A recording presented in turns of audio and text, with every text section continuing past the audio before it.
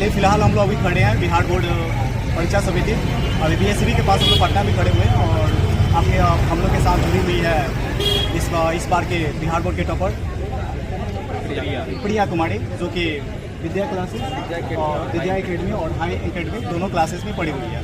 और सबसे बड़ी खुशी की बात यह है कि यह बिहार बोर्ड में टॉपर लिस्ट में आई हुई थी और इनका वेरिफिकेशन भी चल रहा है। और इससे सबसे ज़्यादा खुशी मिला कि सारण के साथ साथ पूरे मान समाज और समाज के साथ साथ अपने माता पिता और गुरुजनों का मान सम्मान रहा है। इसके लिए मैं इनको तहे दिल से धन्यवाद प्रकट करता हूँ। और साथ ही मैं इनके कुछ जर्नी के बारे में आप लोग के बीच बताना चाहूँगा और सर लोग से भी कुछ बातें चीत करेंगे कि स्ट्रेटजी क्या रही, कि इन्होंने ऐसा क्या पढ़ाया कि ये लोग मोबाइल से दूर रह के भी टॉपर बनने का इतना बड़ा सपना को साकार किया। तो चलिए पहले सबसे पहले हम मिलते हैं इनसे। और सबसे पहले यह बताइए कि आपकी जो तैयारी करने की स्ट्रेटजी रही वो सबसे बहुत बढ़िया क्या रहा कि आप यहाँ पर पहुँच गए? मेरे टीचर्स का भी सपोर्ट रहा और फैमिली का भी सपोर्ट रहा। ऑफलाइन क्लासेस थी, मैंने ऑफलाइन क्लासेस ज्वाइन की थी, उस हिसाब से वही स्ट्रेटजी थी। सर लोग ने भी बताया था और मेरा खुद का भी था। देखिए आज सोशल मीडिया के दौर है, इतने सोशल मीडिया के दौर में अगर कोई इससे दूर होकर अगर ऑफलाइन क्लासेस करके पूरे मेहनत के साथ अगर सफल हो रहा है, ये सबसे बड़ी उपलब्धि है। अच्छा, आपको इस जर्नी में क्या लगता है, आपको लगा था क्या आप कितने दिन तक पढ़ी और इसके अलावा आपने टीचर का सहयोग कितना अच्छा लगा?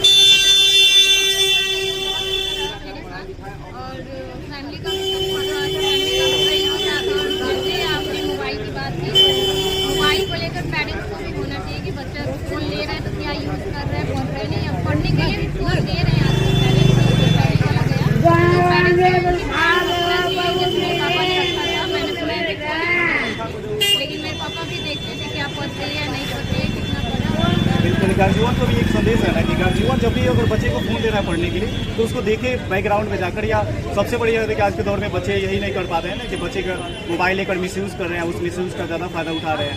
और इसके साथ साथ मैं आपसे एक और क्वेश्चन पूछूंगा, आपकी मैथ की जो क्लासेज है कि मैथ आप नहीं थी, मैथ से भी आपका रिजल्ट हुआ बहुत सब सब्जेक्ट है मतलब आपका मिलता है, तो मैथ की जर्नी आपको कैसे चला और सर आपको गाइडलाइन की मैथ के विषय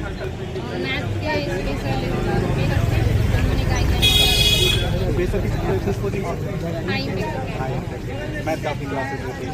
और बाकी आपकी बायोलॉजी की क्लासेज हो गई, अनदर बाकी एक्सटर्नल आपने और सब सब्जेक्ट की पढ़ाई करना सकती थी और भी टीचर्स भी थे और दोनों सर। और आपकी केमिस्ट्री क्लास इधर से भी हुई थी और दोनों तरफ। अच्छा, दोनों कोचिंग में बहुत मिलकर पढ़ाई हुआ था, दोनों की स्ट्रेटजी बहुत अच्छी रही और इसके कारण आज यहाँ तक पहुँचे हैं।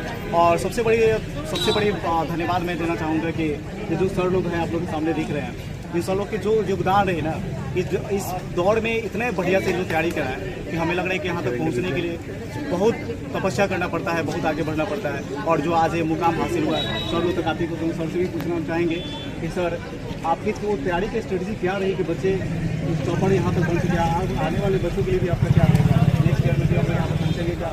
सर आगे भी बच्चे टॉपर आने रहेंगे। इन लोगों के लिए स्ट्रेटजी हमेशा यही रहता है कि प्रिपेयर अच्छे तरीके से इन लोगों का नोट्स कराते हैं और नोट्स बनवाने के बाद बार बार रिवीजन कराया जाता है।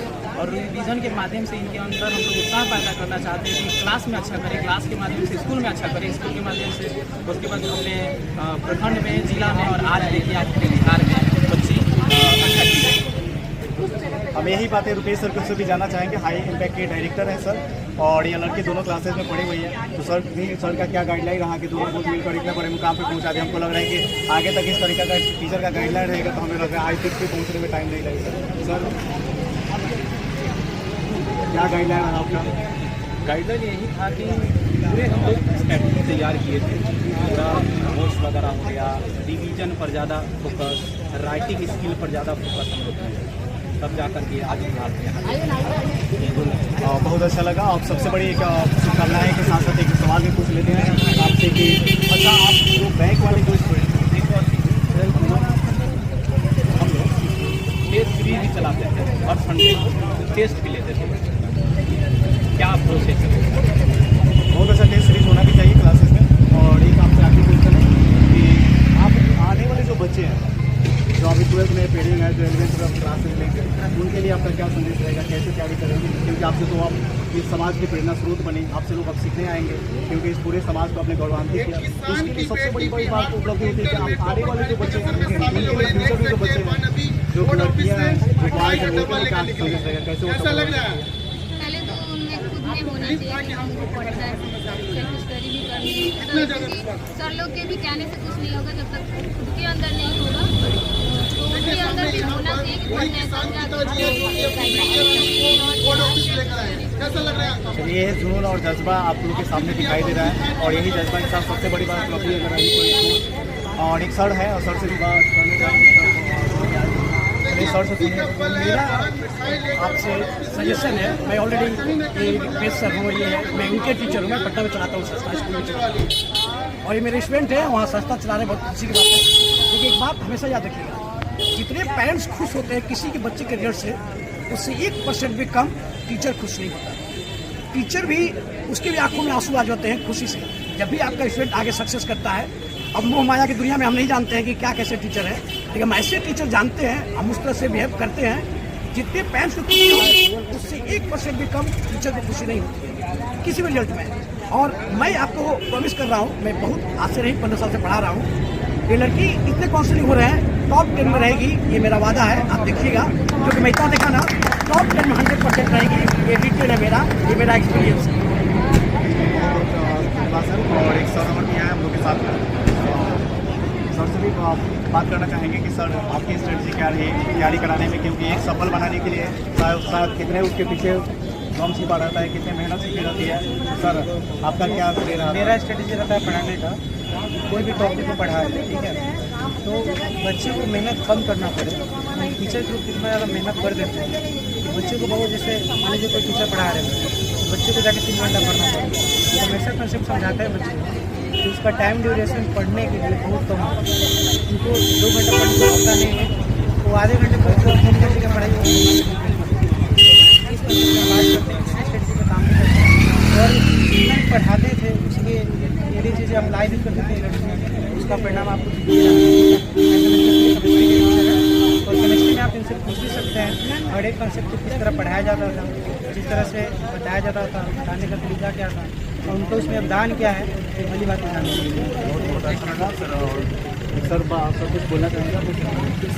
केमिस्ट्री में इनका एक और टीचर का योगदान रहा जो इनको 3 साल से गाइड कर रहे थे, 9th, 10th, 11th और 12th, और सर में तो 1 मंथ गाइड किए हैं, तो सर का योगदान 1 मंथ रहा। और इसके पीछे विश्वकर्मा सर का भी योगदान रहा है केमिस्ट्री में और बायोलॉजी में। आपसे कहना चाहिए बहुत बहुत सब सर लोग का योगदान रहा है। देखिए एक कंसेप्ट तो यहाँ से निकल कर आती है ना कि देखिए टीचर के लिए क्या होना चाहिए ना कि more than teaching less than reading.